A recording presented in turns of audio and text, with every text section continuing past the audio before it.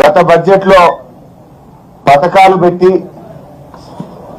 నిధులు ఖర్చు చేయని పథకాలకు తిరిగి మళ్ళీ ఇది ఈ బడ్జెట్ లో కూడా అవే పథకాలు, అదే నామస్మరణ, అదే కేటాయింపు.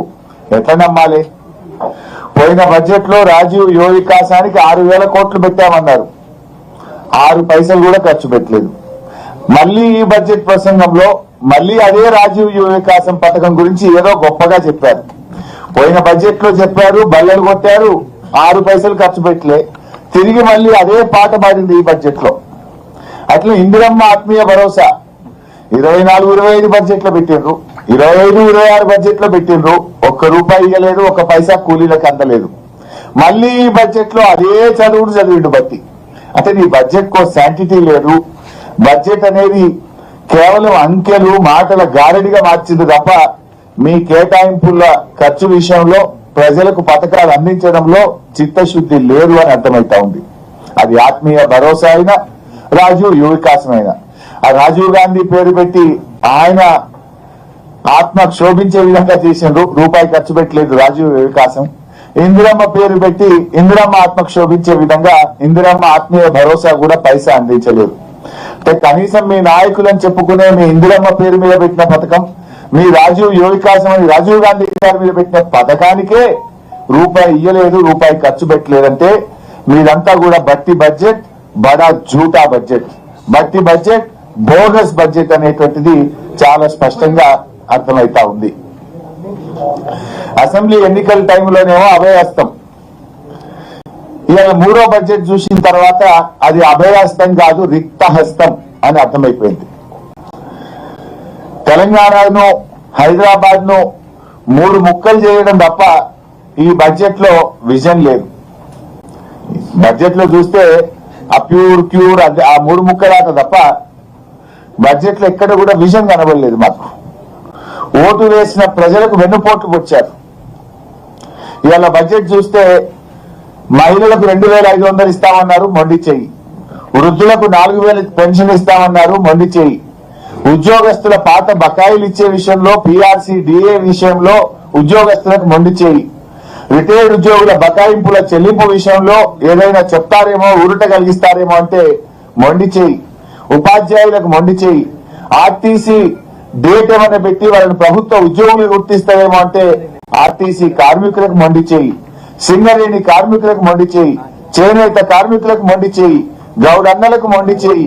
యాదవ సోదరులకు 2వ దశ గొడ్లు ఇస్తారేమో అంటే మొండి చెయ్యి. మా ముదిరాజులను BCAలో చేరుస్తారేమో, వాళ్ళకి ఏమైనా సంక్షేమ పథకాలు పెడతారేమో అంటే మొండి చెయ్యి. మొత్తంగా BC సమాజానికి మొండి చెయ్యి. BC సప్లైన్ పెట్టడం, ఏటా 20,000 కోట్లు పెట్టమన్నారు. ఇవాళ 3వ బడ్జెట్ అయిపోయిన తర్వాత కూడా BCలకు సప్లైన్ పెట్టింది లేదు, BCలకు మొండి చెయ్యి చూపించారు. SC STలకు మొండి చెయ్యి. అగ్రవర్ణ పేదలకు, బ్రాహ్మణులకు, వైశ్యులకు మొండి చెయ్యి. మైనార్టీలకు మొండి చేయి. ఇవాళ ఆశా అంగన్వాడీ వర్కర్లకు, చిరు ఉద్యోగులకు మొండి చేయి. మైనార్టీలకు మొండి చేయి. మైనార్టీలకు సప్లైన్ అమలు చేస్తాం అని చెప్పారు, కానీ ఇలా మైనార్టీలకు కూడా ఈ బడ్జెట్ లో మొండి చేయి చూపించారు. ఈ బడ్జెట్ లో సకల జనులకు దక్కింది గుండు సున్నా తప్ప ఏమీ లేదంతా అంకెల గారిడి, మాటల గారిడి తప్ప వీళ్ళ బడ్జెట్ లో పేదల పట్ల నిజాయితీ లేదు, చిత్తశుద్ధి లేదు అనేటువంటిది అర్థమవుతా ఉంది. అప్పు మాత్రం దండిగా చేసిండ్రు. 3 ఏళ్లు నిండక ముందే 3.5 లక్షల కోట్ల అప్పు చేశామని చెప్పి వాళ్ళ లెక్కలు చెప్తా ఉన్నాయి. మరి 3.5 లక్షల కోట్ల అప్పులు చేసి ఏమైనా కట్టిండ్రా? బీఆర్ఎస్ పార్టీ ఓ సెక్రటరియట్ కట్టింది, ఓ అంబేద్కర్ కట్టింది, ఓ కాళేశ్వరం కట్టింది, ఓ మిషన్ భగీరథ కట్టింది, చెక్ డ్యాములు కట్టింది, చెరువులు కట్టింది. బీఆర్ఎస్ ఎన్నో ఆస్తుల కల్పన చేసింది. మరి మీరు 3.5 లక్షల కోట్ల అప్పు తెచ్చి చేసింది ఏముంది? అసలు మన రాష్ట్ర చరిత్రలో ఎప్పుడు పెరగనంత డెట్ టు GSDP రేషియో విపరీతంగా పెరిగింది. డెట్ టు GSDP కాంగ్రెస్ ప్రభుత్వం వచ్చిన 27% ఉంటే 2 ఏళ్లలోనే అది 29% పెరిగింది. ఒకప్పుడు తెలంగాణ డెట్ టు GSDPలో భారతదేశంలో అతి తక్కువ డెట్ టు GSDP ఉన్న రాష్ట్రంగా బీఆర్ఎస్ హయాంలో తెలంగాణ రాష్ట్రం ఉంటే ఈ రోజు ఎక్కువ పెరిగిపోయింది, 29% కు పెరిగింది. అసలు ఇంకా ఆయన బట్టి గారు అంబేద్కర్ సూక్తులు చెప్తా ఉన్నాడు, రాజ్యాంగ విలువల గురించి మాట్లాడుతున్నాడు. వెనుక ఫిరాయింపు ఎమ్మెల్యేలను కూర్చోబెట్టుకొని రాజ్యాంగ విలువల గురించి మాట్లాడడం విడ్డూరం. మీ వెనక ఎవరిని కూర్చొని పెట్టినావు? పార్టీ బీఆర్ఎస్ పార్టీ ఎమ్మెల్యేలను కొనుక్కొని ఫిరాయింపు ఎమ్మెల్యేలను మీ వెనక కూర్చోబెట్టుకొని నువ్వు అంబేద్కర్ సూక్తులు రాజ్యాంగ విలువల గురించి మాట్లాడడం ఇది సిగ్గుచేటు. అసలు బీఆర్ఎస్ 10 ఏళ్ల కాలంలో, మా 10 ఏళ్ల పాలనలో బూడిద నుంచి ఫీనిక్స్ పక్షిలాగా ఈ రాష్ట్రాన్ని ఎగిరింపజేసింది బీఆర్ఎస్. కానీ మీరు ఆ ఫీనిక్స్ పక్షిని బూడిద చేసిన పాపం ఈ 2 ఏళ్ల కాంగ్రెస్ పాలనది. అసలు మీరు ఒక్కటన్నా ఉండదా? స్కాములు తప్ప స్కీములు ఉన్నాయా మీ గవర్నమెంట్ లా? మేడారం గురించి ఏదో గొప్పగా చెప్పిండ్రు. మేడారం టెండర్లలో ఏం జరిగిందో మేం చెప్పలే, మీ కేబినెట్ మంత్రి గారి కుమార్తెనే చెప్పింది. ఆ టెండర్ మాకు దక్కిందని కోపంతో టెండర్ ను రద్దు చేశారు. ఆ టెండర్ ను ఆర్ఎండ్బి శాఖకిచ్చి పొంగిలేటి గారు దక్కించుకున్నారు అని మీ కేబినెట్ మంత్రి బిడ్డే చెప్పింది కదా. మేడారం గురించి ఏమో చెప్తుండ్రు. నాసి రకం పనులతో 4 రోజులకే మేడారం పనులు నేలపాలైనాయి. మేడారం పనుల మీద స్కామ్ జరిగింది. టెండర్ల మీద ఉన్న ప్రేమ మీకు పనుల మీద లేకుండా పోయింది. ఇలా గురుకులాల్లో తిండి పెట్టే దిక్కులేదు కానీ ఈయనేదో అంతర్జాతీయ ప్రమాణాలు ఆ స్కూల్ పెడతా ఈ స్కూల్ పెడతా అని మాట్లాడుతుండు. మీ పాలనలో 160 మంది పసిపిల్లలు, గురుకుల పిల్లలు ఇవాళ చనిపోయినటువంటి పరిస్థితి. తిండి సరిగా పెట్టక పిల్లలు, బుక్కులు పెట్టి చదువుకోవాల్సిన పిల్లలు రోడ్ల మీదకి వచ్చి ధర్నాలు చేస్తున్నటువంటి పరిస్థితి. గురుకుల పిల్లలకు కడుపు నిండి అన్నం పెట్టలేని నువ్వు ఇవాళ ఇంటర్నేషనల్ స్కూళ్లు నేను విద్యను ఉద్ధరించిన అని చెప్పి ఇవాళ బడ్జెట్ లో చెప్పేటట్టు ప్రయత్నం చేసిండ్రు. సరిగా పెట్టుబడులు అయితే మళ్ళీ గవే కట్టుకథలు. పెట్టుబడుల విషయంలో అన్ని అంకెలు తప్ప వైట్ పేపర్ రిలీజ్ చేయడానికి ఇప్పటికీ చాలా సార్లు అడిగినాం. ఏ కంపెనీ పెట్టింది, ఎక్కడ పెట్టింది, ఎన్ని ఉద్యోగాలు వచ్చినాయి, ఒక వైట్ పేపర్ రిలీజ్ చేయమని బీఆర్ఎస్ అడిగింది. ఇప్పటిదాకా వైట్ పేపర్ రిలీజ్ చేయలేదు. కేవలం అవే కట్టుకథలు పెట్టుబడుల విషయంలో ఇవాళ బడ్జెట్ ప్రసంగంలో చెప్పారు. మేమేదో విదేశాలకు పోయినాం, పెట్టుబడులు తేవడానికి పోయినాం అంటుండ్రు. వీళ్ళు విదేశాలకు వెళ్ళింది పెట్టుబడులు తేవడానికి కాదు, వీళ్ళ అక్రమ సంపాదన విదేశాల్లో పెట్టడానికి విదేశీ పర్యటనలు చేస్తున్నారు తప్ప విదేశాలకు పోయి వీళ్ళు పెట్టుబడులు తెచ్చింది అయితే ఏమీ లేదు. ఇంకా ముఖ్యమైన విషయం,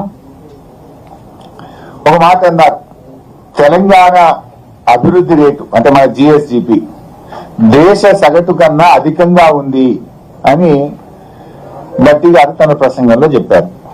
Telangana growth rate is more than the countries growth rate. మరి రేవంత్ రెడ్డి ఏమంటుండే, రాష్ట్రం దివాలా తీసింది, రాష్ట్రం దివాలా తీసింది. బట్టేమో దేశం కంటే మన రాష్ట్రం అగ్రగామిగా ఉండి మన వృద్ధి రేటు బాగుంది అంటాడు. ముఖ్యమంత్రి ఏమో రాష్ట్రం దివాలా తీసింది అంటాడు. ఎవరి మాట కరెక్టు?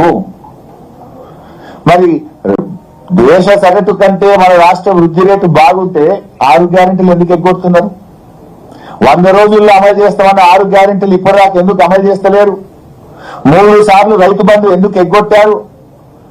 3 సార్లు రైతు బంధు ఎగ్గొట్టినందుకు ముఖ్యమంత్రి ముక్కు నేలకు రాసి రైతాంగానికి క్షమాపణ చెప్పాలని చెప్పి మేము డిమాండ్ చేస్తా ఉన్నాం.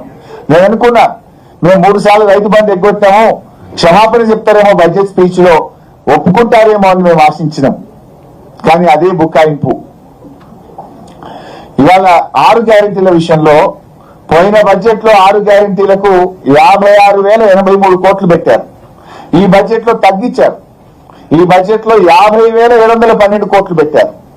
మేము అనుకున్నాం 6 గ్యారెంటీలు మహిళలకు 2,500 ఇస్తారేమో, ఈసారి బడ్జెట్ పెంచుతారేమో 6 గ్యారెంటీలకు అనుకున్నాం. వృద్ధులకు 4,000 పెన్షన్ ఇస్తారేమో, బడ్జెట్ పెంచుతారేమో అనుకున్నాం. కానీ కోత పెట్టిండ్రు. 56,000 50,000 చేసిండ్రు. 6,000 కోత పెట్టింది. అంటే ఉన్న ఇచ్చిన స్కీములు కూడా బంద్ అవుతాయా? ఇందులో కూడా కోత పెట్టారా? 6 గ్యారెంటీలు అమలు విషయంలో మీరు బడ్జెట్ పెంచుతారా దించుతారా? దీన్ని ఎట్లా అర్థం చేసుకోవాలి ఈరోజు? అదేవిధంగా తలసరి ఆదాయం ఇవాళ బడ్జెట్ లో చెప్పారు, దేశం కంటే తెలంగాణ తలసరి ఆదాయం 1.9% ఎక్కువగా ఉంది అన్నారు. నిజానికి బీఆర్ఎస్ హయాంలో చూస్తే తలసరి ఆదాయం ఇంకా చాలా ఎక్కువ ఉండేది. బీఆర్ఎస్ 10 ఏళ్ల పాలనలో average growth rate of per capital income is 12.1%. BRS హయాంలో 9.5 ఏళ్లలో తలసరి ఆదాయం యొక్క యావరేజ్ 12.1%. కాంగ్రెస్ పాలనలో తలసరి ఆదాయం ఎంత? 10.2%. ఎందుకు తగ్గింది? ఇది మీ పరిపాలన వైఫల్యం, ఇది మీ చేతగానితనం, మీ స్కాముల వల్ల, మీ అక్రమ అవినీతి సంపాదన మీద మీ దృష్టి పెట్టి పాలన గాడి తప్పడం వల్ల ఈ రాష్ట్రం యొక్క తలసరి ఆదాయం తగ్గింది. బీఆర్ఎస్ హయాంలో 12.1% తలసరి ఆదాయం ఏటా పెరుగుతూ పోతే మీ పాలనలో అది 10.2% తగ్గడం మీ పరిపాలన వైఫల్యానికి ఇది ఒక నిదర్శనం. And number 2, GSDP. బీఆర్ఎస్ పాలనలో జిఎస్డిపి వృద్ధి రేటు 12.5%, 12.5%. ఇవాళ బట్టి గారి ప్రసంగంలో జిఎస్డిపి వృద్ధి రేటు ఎంత చెప్పినారు? 25-26 సంవత్సరానికి 10.7% అని చెప్పారు. మా పాలనలో 12.5% జిఎస్డిపి రాష్ట్రం యొక్క ఆదాయం పెరిగితే మీ పాలన 10.7%కు తగ్గిందంటే ఈ రేవంత్ రెడ్డి గారి ప్రభుత్వం అట్టర్ ఫెయిల్ అయిపోయింది. పాలనలో మీరు ఫెయిల్ అయ్యారు. మీ తుగ్లక్ పనుల వల్ల, మీ హైడ్రా, మీ కూల్చివేతలు, మీ కరప్షన్, మీ పరిపాలన వైఫల్యం వల్ల రాష్ట్రం యొక్క వృద్ధి రేటు 12.5 నుంచి 10.7% తగ్గింది. తలసరి ఆదాయం తగ్గింది, జిఎస్డిపి తగ్గింది. Is it not the failure? ఇంకా సిగ్గు లేకుండా బల్లలు కొడుతున్నారు. పోయినసారి ఇట్లే బల్లలు కొట్టిరు. ఇందిరమ్మ ఆత్మీయ భరోసా ఇస్తాం అనగానే కొట్టుడే కొట్టుడు. బట్టి గారి మాటల్లో ఒత్తి పలుకుడే ఉంది తప్ప చేతలు మాత్రం మూగబోతున్నాయి. మాటలు ఒత్తి పలుకుతుండు, చేతలు మాత్రం మూగబోతున్నది. పోయినసారి కూడా ఇట్లే ఒకటే కొట్టుడు. ఏది రాజ్యం యువ వికాసం ఇస్తూనే ఉన్న 6,000 కోట్లు అంటే కొట్టుడే కొట్టుడు. 1 రూపాయి ఇచ్చిందో ఒకరికి ఇచ్చిందో లేదు. చూస్తే ఉన్నది అంతా డొల్ల. జిఎస్డిపిలో డౌన్, పర్ క్యాపిటల్ ఇన్కమ్ లో డౌన్. ఇవాళ ప్రజలు బీఆర్ఎస్ పాలన, కేసీఆర్ పాలన ఎట్లా ఉండడానికి ఇంతకంటే సాక్ష్యం ఏం కావాలి? Our growth rate was much higher. ఏమంటే ప్యూర్ రేర్. ఈ తెలంగాణలో 3 ముక్కలాగా ఆడుతున్నారు. ప్యూర్ అని ఓ 3 ముక్కలాగా ఆడుతున్నారు. ఇది ముమ్మాటికి ప్యూర్ మోడలో, రేర్ మోడలో, ప్యూర్ మోడలో కాదు, ఇది చోర్ మోడల్. భూములు కొల్లగొట్టే గోల్మాల్ మోడల్. చోర్ మోడల్, గోల్మాల్ మోడల్. అసలు 6 గ్యారెంట్ల గురించి ఒక ముక్క లేదు. ఆ 3 ముక్కల ఆట గురించే చెప్పారు ప్రజలు, రాష్ట్ర ప్రజలు. మేమందరము 6 గ్యారెంటీల గురించి చెప్తామో ఎదురు చూసినాం, కానీ 3 ముక్కల ఆట గురించే ముచ్చటంతా. నిన్న సీఎం మాట్లాడినా, ఇవాళ డిప్యూటీ సీఎం మాట్లాడినా 3 ముక్కల ఆట మీదనే ప్రేమ, భూముల మీదనే ప్రేమ తప్ప ప్రజల మీద లేదు, 6 గ్యారెంటీల మీద లేదు. తెలంగాణను 3 ముక్కలు చేసిండ్రు, హైదరాబాద్ ను 3 ముక్కలు చేసిండ్రు. ఈ జిహెచ్ఎంసీ అని ఒకటి, మేడ్చల్ అని ఒకటి, సైబరాబాద్ అని ఒకటి, దీన్నో 3 ముక్కలు చేసిండ్రు, దాన్నో 3 ముక్కలు చేసిండ్రు. కూల్చడం మీద ఉన్న ప్రేమ, 3 ముక్కలు చేయడం మీద ఉన్న ప్రేమ వీళ్ళకి నిర్మాణాల మీద లేదు, ప్రజల మీద లేదు. ఒక రకంగా వీళ్ళ చేతగాంతనాన్ని ఒప్పుకున్నారు వాళ్ళు. ఇవాళ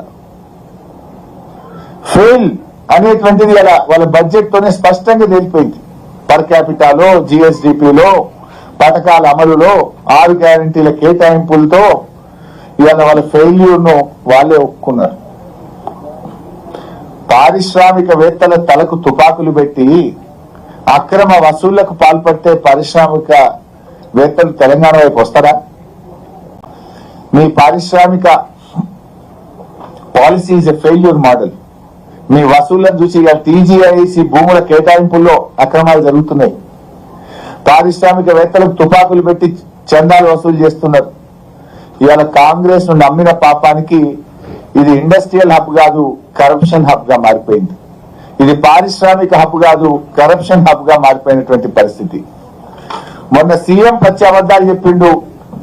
6 గ్యారెంటీలు అమలు చేసినామన్నా మొన్న అసెంబ్లీలో 6 గ్యారెంటీలు అమలు చేసేసిన అంటాడు. 6 గ్యారెంటీల్లో మొదటి హామీ మహిళలకు 2,500 అమలు కాలే. 6 గ్యారెంటీల్లో చివరి హామీ వృద్ధులకు 4,000 పెన్షన్ అమలు కాలే. మధ్యలో కూడా ఏది కాలే.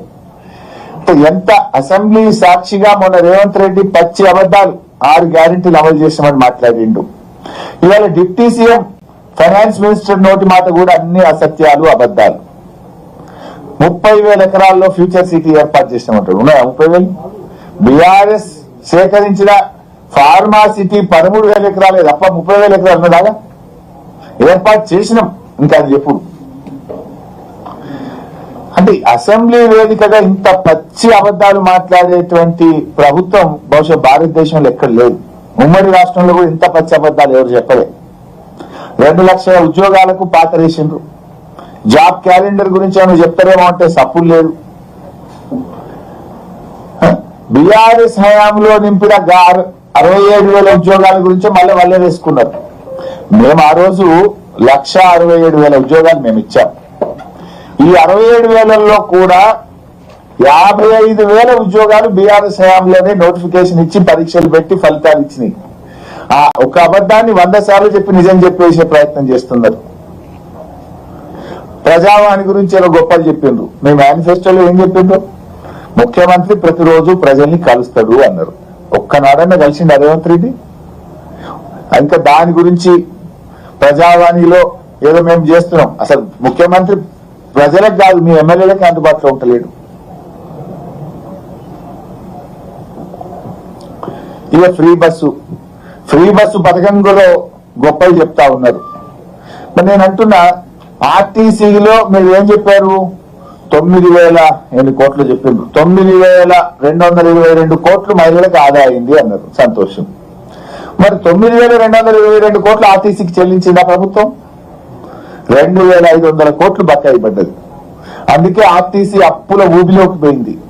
మీరు నిజంగా 9,222 కోట్లు ఇచ్చుంటే గత 2 సంవత్సరాల్లో ఆర్టీసీ 3,000 కోట్ల కొత్త అప్పులు ఎందుకు చేసింది? ఆర్టీసీ లాభాల్లోకి పోతే కొత్త అప్పులు ఎందుకు చేసిందో సమాధానం చెప్పండి.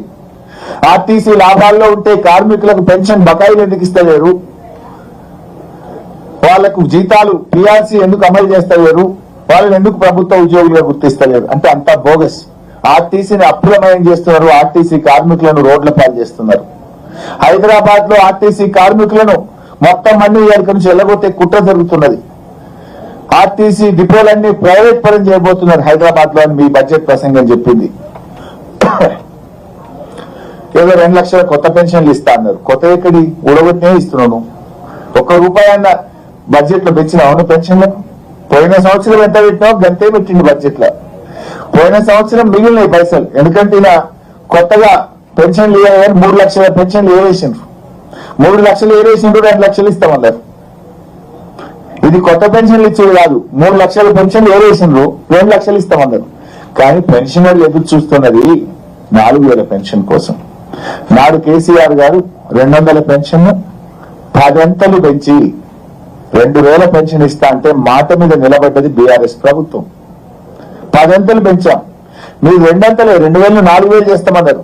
3వ బడ్జెట్ లో కూడా పెట్టలేదే. ఇంకెప్పుడు పెడతారు? మీకు ఉండేదే ఒక బడ్జెట్. ఇక పెన్షనర్లను కూడా ఈ ప్రభుత్వం మోసం చేసింది. 1,000,000 మంది మహిళల్ని కోటీశ్వర్లు ఒకటే మభ్యపెడుతున్నారు. కానీ ఒకటి మారింది బడ్జెట్ స్పీచ్ లో.